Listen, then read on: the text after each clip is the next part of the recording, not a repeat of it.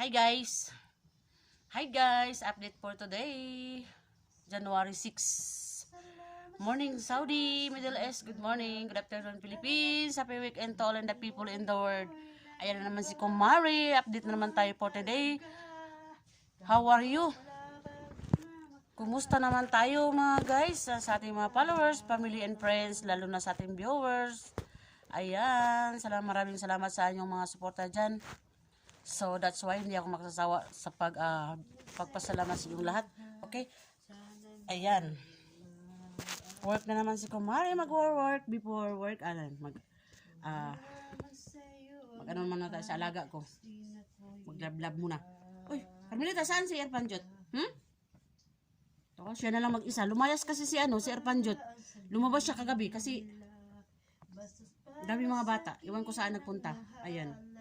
Ayan, siya na lang mag-isa. O di kasama ko siya magtulog. Hindi na siya malimigan kasi hindi na siya sa labas. Kasama ko na siya matulog. Ito na.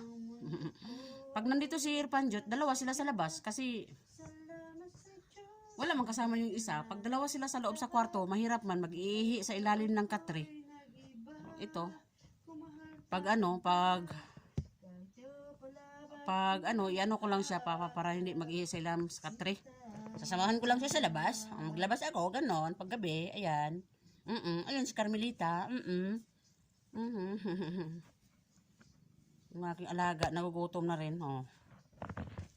Okay. Bye-bye na. Thank you for watching.